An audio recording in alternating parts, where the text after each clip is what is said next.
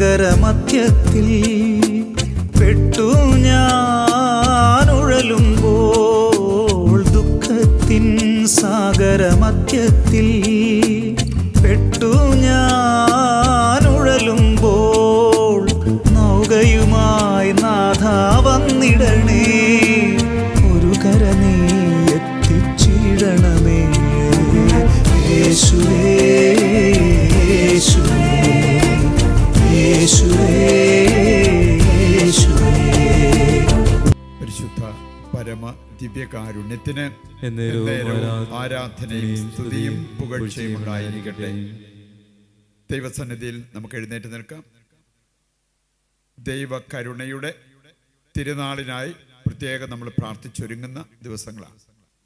ദിവ്യകാരുണ്യം നമ്മുടെ മുമ്പിൽ എഴുന്നള്ളിയിരിക്കുന്ന സമയം. ദൈവത്തിൻ്റെ കരുണയുടെ സ്നേഹത്തിൻ്റെ ഏറ്റവും വലിയ അടയാളമായി നമ്മൾ കാണേണ്ടത് ദിവ്യകാരുണ്യമാണ്. കർത്താവിൻ്റെ ഈ ദിവ്യ സാന്നിധ്യം തിരിച്ചറിഞ്ഞുകൊണ്ട്, രുചിച്ചറിഞ്ഞുകൊണ്ട് അല്പസമയം നമുക്ക് സ്വതന്ത്രമായിട്ട് ദൈവത്തെ സ്തുതിച്ച് ആരാധിക്കാം. യേശുവേ നന്ദി, യേശുവേ സ്തുതി. Hallelujah hallelujah hallelujah hallelujah. കർത്താവേ, ഞങ്ങൾക്കായി ഈ അൾത്താരയിൽ അങ്ങ് എഴുന്നള്ളിയിരിക്കുന്നതിനെ ഓർത്ത് ഞങ്ങൾ അങ്ങേക്ക് നന്ദി പറഞ്ഞ് പ്രാർത്ഥിക്കുന്നു. ഞങ്ങൾ അങ്ങേ സ്തുതിക്കുന്നു. Hallelujah hallelujah.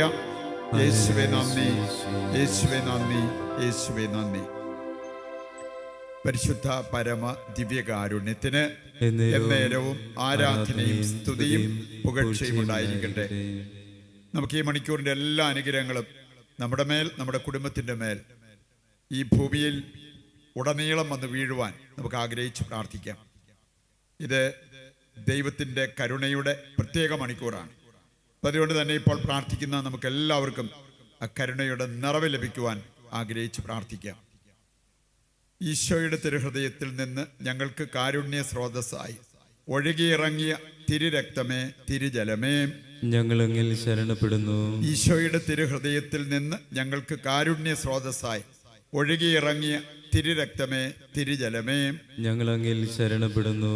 ഈശോയുടെ തിരുഹൃദയത്തിൽ നിന്ന് ഞങ്ങൾക്ക് കാരുണ്യ സ്രോതസ്സായി ഒഴുകിയിറങ്ങിയ തിരുരക്തമേ, തിരുജലമേ, ഞങ്ങൾ അങ്ങിൽ ശരണപ്പെടുന്നു. നമുക്ക് സ്വസ്ഥാനങ്ങളിൽ ഇരിക്കാം.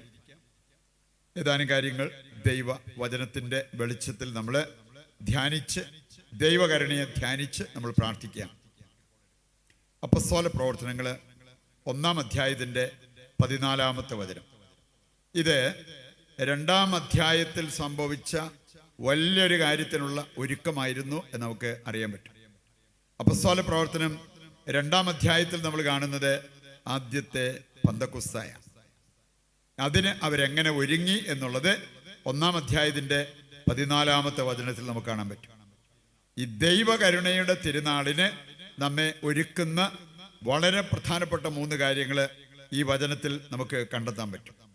അവിടെ പറഞ്ഞിരിക്കുന്നത് ഈ 3 കാര്യങ്ങളാണ്. 1, അവർ ഏക മനസ്സോടെ പ്രാർത്ഥിച്ചു.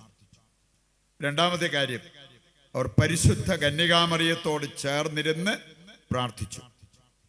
3-ാമത്തെ കാര്യമാണ്, അവർ പ്രാർത്ഥനയിൽ മുഴുകി. ഈ 3 കാര്യങ്ങൾ ആദ്യത്തെ പന്തക്കുസ്തായ്ക്ക് അവരെ ഒരുക്കിയ കാര്യങ്ങളാണ്. ഈ 3 കാര്യങ്ങൾ ദൈവകരുണയുടെ തിരുനാളിനായിട്ട് നമ്മളെയും ഒരുക്കാവുന്ന കാര്യങ്ങളാണ്. 2 കാര്യങ്ങളാണ് ഇവിടെ പറയപ്പെട്ടിരിക്കുന്നത്. 1, പാപം വെടിയുക. 2, വിശ്വാസത്തോടെ പ്രാർത്ഥിക്കുക. ഈ 2 കാര്യങ്ങൾ ദൈവകരുണയുടെ അഭിഷേകം ലഭിക്കാൻ നമ്മെയും സഹായിക്കുന്ന കാര്യങ്ങളാണ്. പ്രാർത്ഥിക്കാൻ സാധിക്കണമെങ്കിൽ പാപം വെടിയണം. നമ്മൾ കാണുന്നുണ്ട് യോഹന്നാൻ 9:31 വായിച്ചാൽ അവിടെ പറഞ്ഞിരിക്കുന്നത്, പാപിയുടെ പ്രാർത്ഥന ദൈവം കേൾക്കുന്നില്ല. പറയുന്നുണ്ട്, പാപം വെടിയുമ്പോൾ നമ്മുടെ പ്രാർത്ഥന സ്വർഗത്തിലെത്തുന്നതിന് അത് കാരണമായി തീരും. പാപം വെറുത്തുപേക്ഷിക്കാനുള്ള ഒരു കടമ നമുക്കുണ്ട്. അതിനുള്ള ഒരു ക്ഷണം ദൈവം നമുക്ക് വചനത്തിലൂടെ നൽകിയിരിക്കുന്നത് നമുക്ക് കാണാൻ പറ്റും. ഏക മനസ്സോടെ പ്രാർത്ഥിക്കുക എന്ന് പറഞ്ഞാൽ, പ്രാർത്ഥിക്കുമ്പോൾ നമ്മുടെ ഇടയിൽ ഒരു ഐക്യമുണ്ടാകണം. പ്രാർത്ഥിക്കുന്നവരിൽ സ്നേഹം വളർന്നു നിൽക്കണം. അങ്ങനെയുള്ള മനോഭാവത്തോടെ അവസ്ഥയിൽ നമ്മൾ പ്രാർത്ഥിക്കുമ്പോൾ ആ പ്രാർത്ഥന കുറച്ചുകൂടി മൂർച്ചയുള്ള പ്രാർത്ഥനയായി മാറും. മത്തായി 18:19 വായിച്ചാൽ അവിടെ പറഞ്ഞിട്ടുണ്ട്, നിങ്ങളിൽ 2 പേർ യോജിച്ച് ചോദിക്കുന്ന ഏത് കാര്യവും സ്വർഗസ്ഥനായ പിതാവ് നടത്തിത്തരും. അപ്പോൾ നമ്മുടെ ഇടയിൽ ഐക്യമുണ്ടെങ്കിൽ, നമ്മുടെ കുടുംബത്തിൽ ഐക്യമുണ്ടെങ്കിൽ, എത്ര വലിയ പ്രശ്നം വന്നാലും ആ പ്രശ്നത്തിന് നമ്മൾ അധികം താമസിയാതെ പരിഹാരം കണ്ടെത്തും. ഈ ഐക്യത്തോടുകൂടിയുള്ള ഉള്ള പ്രാർത്ഥന ഇല്ലാത്തത് കൊണ്ടാണ് കാര്യങ്ങൾ നടക്കുന്നതിന് കാലതാമസം വരുന്നത്. നിങ്ങളിൽ 2 പേർ യോജിച്ച് ചോദിക്കുന്ന ഏത് കാര്യവും സ്വർഗസ്ഥനായ പിതാവ് നടത്തിത്തരും. കർത്താവിൻ്റെ ഹൃദയത്തെ സന്തോഷിപ്പിക്കുന്ന കാര്യമെന്ന് പറഞ്ഞിരിക്കുന്ന ചില കാര്യങ്ങളാണ് പ്രഭാഷകൻ 25-ന്റെ ആദ്യ വചനങ്ങൾ വായിക്കുമ്പോൾ നമ്മൾ കാണുക. സഹോദരന്മാർക്ക് തമ്മിലുള്ള യോജിപ്പ്, അയൽക്കാർക്ക് തമ്മിലുള്ള സൗഹൃദം, ഭാര്യാഭർത്താക്കന്മാർക്ക് പരസ്പരമുള്ള ലയം. ഈ 3 കാര്യങ്ങൾ കർത്താവിൻ്റെ ഹൃദയത്തെ ആനന്ദിപ്പിക്കുന്ന കാര്യങ്ങളാണെന്ന് അവിടെ നമ്മൾ കാണുകയാണ്. ഫിലിപ്പിയർ 2-ാം അധ്യായം അതിൻ്റെ ആദ്യ വചനങ്ങൾ എടുത്താൽ അവിടെയും നമ്മൾ കാണുന്നുണ്ട്, ദൈവത്തിന് സന്തോഷം നൽകാൻ സാധിക്കുന്ന ഏറ്റവും പ്രധാനപ്പെട്ട കാര്യമാണ് നമ്മൾ ഏക മനസ്സോടെ, ഏക അഭിപ്രായത്തോടെ ഏത് കാര്യങ്ങളും ചെയ്യുന്നത്. ഇവിടെ കുടുംബത്തിലാണെങ്കിൽ കുടുംബാംഗങ്ങളുടെ ഇടയിൽ ഈ ഒരു ഐക്യമുണ്ടാകണം. ഇടവക ജനത്തിൻ്റെ ഇടയിൽ ഈ സ്നേഹവും ഐക്യമുണ്ടാകണം. അത് കാണുമ്പോൾ ദൈവം സന്തോഷിക്കുന്നു എന്നുള്ളത് ഈ വചനങ്ങളെല്ലാം നമ്മെ ഓർമ്മിപ്പിക്കുന്ന ഒരു കാര്യമാണ്. പറയുണ്ട്, അവരേക മനസ്സോടെ പ്രാർത്ഥിച്ചു. ഇതിന് നമ്മിൽ തടസ്സമായി നിൽക്കുന്ന പല കാര്യങ്ങളും ഉണ്ടാകാം. ഹൃദയപൂർവ്വം ക്ഷമിക്കാത്തത് ഇതിന് തടസ്സമാണ്. സ്വാർത്ഥതയിൽ നമ്മൾ മുഴുകി ജീവിക്കുന്നത് ഇതിന് തടസ്സമാണ്. മറ്റുള്ളവരോട് ചേർന്ന് പോകാനും മറ്റുള്ളവരോട് ചേർന്ന് പ്രാർത്ഥിക്കാനും അത് തടസ്സമായി മാറും. അസൂയ ഇതിന് വലിയൊരു തടസ്സമാണ്. പറയുണ്ട്, ഇങ്ങനെയുള്ള കാര്യങ്ങൾ വെടിഞ്ഞ് ഏക മനസ്സോടെ, ഏക അഭിപ്രായത്തോടെ നമ്മൾ പ്രാർത്ഥിച്ചു മുന്നേറുമ്പോൾ നമ്മുടെ പ്രാർത്ഥന മൂർച്ചയുള്ളതാകും. നമ്മുടെ ഏത് പ്രശ്നത്തിനും പരിഹാരം ദൈവത്തിൽ കണ്ടെത്താൻ സാധിക്കും എന്നുള്ളത് നാം തിരിച്ചറിയേണ്ട ഒരു യാഥാർത്ഥ്യമാണ്. രണ്ടാമതൊരു കാര്യം നമ്മൾ കാണുന്നുണ്ട്, പരിശുദ്ധ കന്യകാമറിയത്തോട് ചേർന്ന് അവർ പ്രാർത്ഥിച്ചു. പരിശുദ്ധ അമ്മയുടെ മാധ്യസ്ഥം നമുക്ക് വളരെ വളരെ സഹായകരമായ ഒരു കാര്യമാണ്. ആദിമ ക്രൈസ്തവ സമൂഹം പരിശുദ്ധ അമ്മയുടെ സാന്നിധ്യത്തിൽ പ്രാർത്ഥിച്ചു. നിശ്ചയമായും ആ സമൂഹത്തിന് വേണ്ടി പരിശുദ്ധ അമ്മ പ്രാർത്ഥിച്ചു. എന്തായിരുന്നു റിസൾട്ട്? ആദ്യത്തെ പന്തക്കൊസ്ത. എങ്കിൽ നമ്മൾ പരിശുദ്ധ അമ്മയുടെ മാധ്യസ്ഥം തേടി പ്രാർത്ഥിക്കുമ്പോൾ പുതിയ പന്തക്കൊസ്ത നമ്മുടെ ജീവിതത്തിൽ വന്ന് നിറയാൻ അത് ഇടവരുത്തും എന്നുള്ളത് നമ്മൾ തിരിച്ചറിയണം.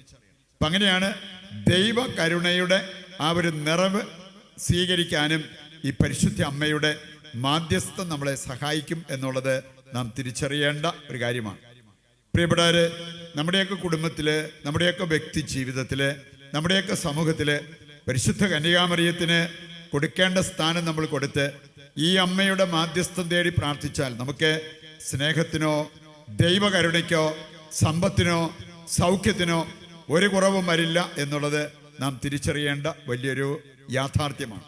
പറയുണ്ട്, പരിശുദ്ധ അമ്മയുടെ മാധ്യസ്ഥം, അതുപോലെ തന്നെ പരിശുദ്ധ അമ്മയുടെ ജീവിതം നമുക്ക് അനുകരിക്കാൻ സാധിക്കുന്നെങ്കിൽ അത് വലിയൊരു കാര്യമാണ്. 1 കൊരിന്ത്യർ 11-ാം അധ്യായത്തിൻ്റെ ആദ്യ വചനം വായിച്ചാൽ പൗലോസിന് പറയാൻ സാധിച്ച ഒരു കാര്യമുണ്ട്, നിങ്ങൾക്ക് എന്നെ അനുകരിക്കാൻ പറ്റും, കാരണം ഞാൻ യേശുവിനെ അനുകരിക്കുന്ന ഒരു വ്യക്തിയാണ്. പൗലോസിന് അങ്ങനെ പറയാൻ സാധിച്ചെങ്കിൽ പരിശുദ്ധ അമ്മയുടെ കാര്യമോ? എങ്കിൽ പ്രിയപ്പെട്ടവരെ, ഈ അമ്മയുടെ ജീവിതത്തെ, ഈ അമ്മയുടെ ജീവിതത്തിലേക്ക് നോക്കി അമ്മയിൽ നിറഞ്ഞു നിന്ന ഒരുപാട് നല്ല കാര്യങ്ങൾ നമുക്ക് കാണാൻ പറ്റും. ലൂക്കാ 1-ാം അധ്യായം ഒന്ന് വായിച്ചു കഴിഞ്ഞാൽ ഇഷ്ടം പോലെ നമുക്ക് ഇരുന്ന് ധ്യാനിക്കാനുള്ള കാര്യങ്ങൾ പരിശുദ്ധ അമ്മയുടെ ജീവിതത്തിൽ നിന്ന് അവിടെ പഠിക്കാൻ പറ്റും. അവ അനുകരിക്കാനുള്ളൊരു മനസ്സുകൂടി നമ്മൾ കാണിച്ചാൽ നിശ്ചയമായും അതിൻ്റെതായിട്ടുള്ള നേട്ടങ്ങൾ നമ്മുടെ ജീവിതത്തിൽ ഉണ്ടാകും എന്നുള്ളത് നാം തിരിച്ചറിയേണ്ട ഒരു യാഥാർത്ഥ്യമാണ്. 3-ാമത്തെ കാര്യമാണ്, അവർ പ്രാർത്ഥനയിൽ മുഴുകി. ദൈവകരുണയുടെ അഭിഷേകം ലഭിക്കുവാൻ ഇനി നമുക്ക് ഏതാനും ദിവസങ്ങൾ അല്ലെങ്കിൽ ഏതാനും മണിക്കൂറുകളാണ് നമ്മുടെ മുമ്പിലുള്ളത്. ഈ മണിക്കൂറുകളിൽ പ്രാർത്ഥനയിൽ മുഴുകാൻ സാധിച്ചാൽ ദൈവകരുണ, അതിൻ്റെ അഭിഷേകം പ്രാപിക്കാൻ നമുക്ക് അർഹത ലഭിക്കും. പ്രിയപ്പെട്ടവരെ, പ്രാർത്ഥനയിൽ മുഴുകണമെങ്കിൽ ലോകത്തെ നമ്മൾ വിടണം. ലോകകാര്യങ്ങളിൽ, ലൗകിക കാര്യങ്ങളിൽ മുഴുകിയിരിക്കുന്നവർക്ക് പ്രാർത്ഥനയിൽ മുഴുകാൻ പറ്റില്ല. ലോകത്തോടുള്ള മൈത്രി ദൈവത്തോടുള്ള ശത്രുതയാണെന്ന് യാക്കോബ് നമ്മളെ പഠിപ്പിച്ചിട്ടുണ്ട്. അപ്പം അതുകൊണ്ട് ലോകത്തെ വിടുമ്പോഴാണ് ദൈവത്തെ പിടിക്കാൻ പറ്റുക. എന്ന് പറഞ്ഞാൽ ലോകത്തിൽ നമ്മൾ ഓടി അകലേണ്ട കാര്യമില്ല, ലോകത്തിൽ നിന്ന് നമ്മൾ വേർപിരിഞ്ഞു പോകേണ്ട കാര്യമില്ല. പക്ഷേ ലോകത്തോടുള്ള മമത അത് പാടില്ല എന്ന് ദൈവവചനം തന്നെ നമ്മെ ഓർമ്മിപ്പിക്കുന്ന കാര്യമാണ്.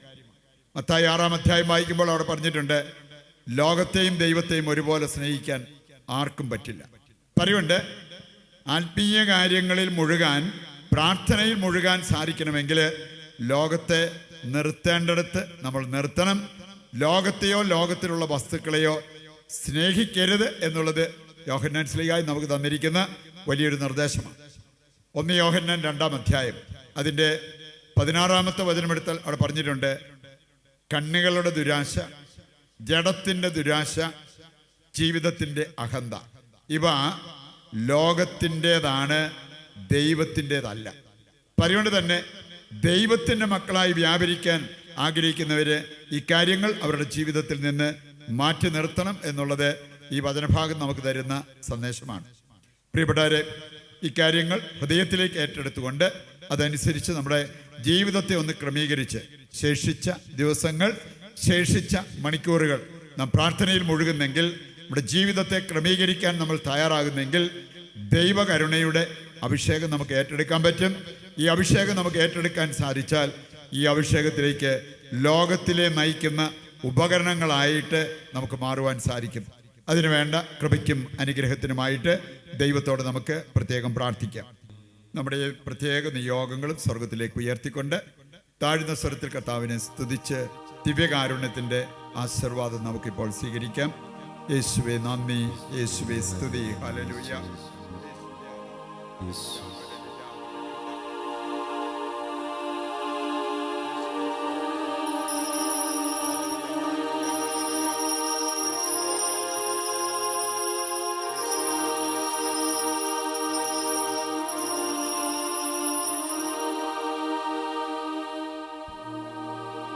പരിശുദ്ധ പരമമാ ദിവ്യകാരുണ്യമേ, എന്നുമെന്നും അങ്ങേക്കാരാധന. പരിശുദ്ധ പരമമാ ദിവ്യകാരുണ്യമേ, എന്നുമെന്നും അങ്ങേക്കാരാധന. പരിശുദ്ധ പരമമാ ദിവ്യകാരുണ്യമേ, എന്നുമെന്നും